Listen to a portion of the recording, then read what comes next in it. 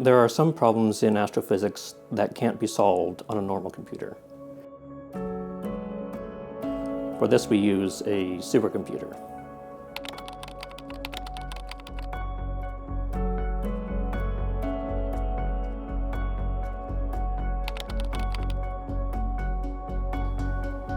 My name is Ryan Tanner. I study active galactic nuclei and star formation and how they affect galaxies. I have been doing research and computer simulations of galactic outflows for a number of years now. My name is Kim Weaver and I work at NASA. I've been looking at AGN for a very long time, and we just don't understand how the jets impact the galaxies in these low luminosity objects. An AGN is where you have a supermassive black hole at the center of a galaxy, and occasionally there's gas or a star or something that gets too close to the supermassive black hole and it begins to get pulled in by gravity. But when it does that, it releases a huge amount of energy. There are strong jets and weak jets. High-intensity AGN, the large jets, have been studied for a long time. We've seen, they're very obvious. You can see them on the sky. You see them bright in the radio emission. You see them bright in the optical.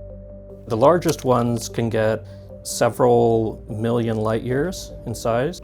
The low luminosity jets are much harder to find and often do not even leave their galaxies and are very compact. We know some things about the AGN, but we don't know everything. It's like a big puzzle piece. We're doing a jigsaw puzzle and there's pieces that are missing, and there's some that we have fairly well put together, but others where we have no idea what's there. One of the major puzzle pieces that we're missing is how these low luminosity AGNs impact and determine the evolution of their host galaxies. For this problem, we have to use supercomputers.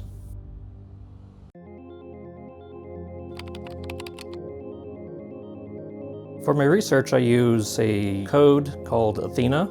It can do anything from planet formation, star formation, supernovas, and anything in between. And I did some modifications to it in order to tailor it to my exact problem that I have. The process of watching this was impressive because, there's so much computation going in and there's so much focus going into this project, and the outcome is going to be something pretty spectacular, but it takes time.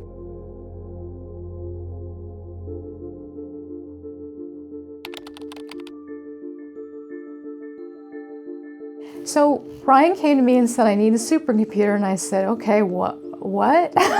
Because I had never helped anybody get the supercomputer time. I've seen it, I've been in the room, it's amazing. You submit a request online in the system. You have to provide a justification for what you're going to use. You have to explain the project behind it. You have to explain basically what you expect to get out of it and how you will use those results. And that goes through a review process that can take several months. The formal review process can take anywhere between 6 months up to, I've been told, 18 months.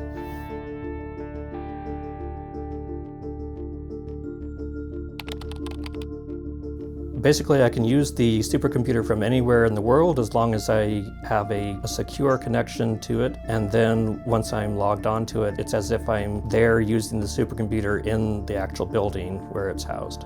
I can upload the code that I need to use to run and any data files that need to go in for inputs. And then I can simply use a command to submit a job on the supercomputer, and it puts it in a long queue of different people who have submitted jobs on the supercomputer.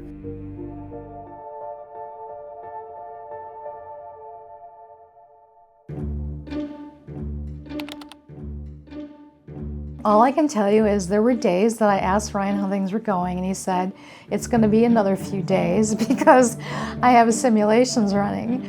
So for the paper that we wrote for this particular result, it was about 800,000 hours of computational time.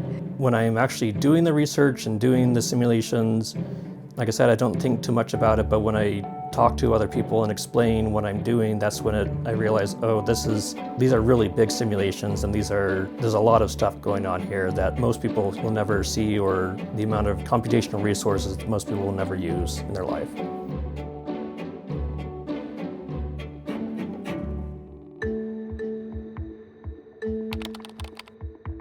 So using the supercomputer and getting the simulation data back was a process that just continuously would do it over several months. I would have to run a simulation, download the data, look at it, see if it was doing what I expected it to do. If there was anything that was wrong, I had to go back and figure out what was wrong with the code. Then I would make that change to the code on the supercomputer, run the simulation again, download the data, look at it, and just repeat the process over many, many months, over basically a year. Fact is, sometimes it can take decades to make things happen, but you have to have the patience, and hopefully that's what most astronomers have, and they need is patience, because the universe doesn't always bend to your will, and you have to wait to find out what's going on.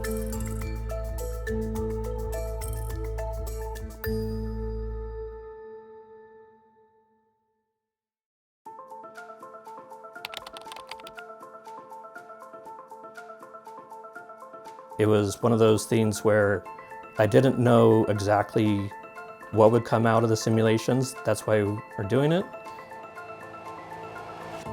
And that's sort of the case as it was here. We run the simulations, and then something unexpected came out. Oh, these AGN, these low power AGNs, actually have a very large impact on their host galaxies. The blue color in the center, the blue-green colors indicate the galaxy itself. When you see the pink colors that are coming out and the purple, that is the actual jet itself. The jets can be split. They can be split by a dense cloud into streams as they come out of the galaxy. They can be deflected, which is they change direction entirely. And in some cases, the jet can be entirely stopped. Are we seeing star formation that's being created by the jets impacting the clouds, which I think would be really cool, because again, that says the black holes are doing something amazing to the galaxies by being there. Or we could see that the jets could be disrupting the star formation and slowing it down, which is another possibility. And those two things, we don't know yet. Which one is the right answer? The two major things to draw out of this is just how complex these jets are because they interact with their host galaxy. They're not simple, they're not nice, smooth outflows. The other thing is that these low power AGN jets, the galaxy determines what the jets look like to a greater degree than has been assumed before. I never thought I'd be involved in a project that uses supercomputer. So to me, it was a bit of an alien thing. And so I was fascinated that we actually were doing this. And yes, when I saw the results that came out, I was impressed, I was excited. Just a very exciting thing to study, something that is so incredibly new to everybody.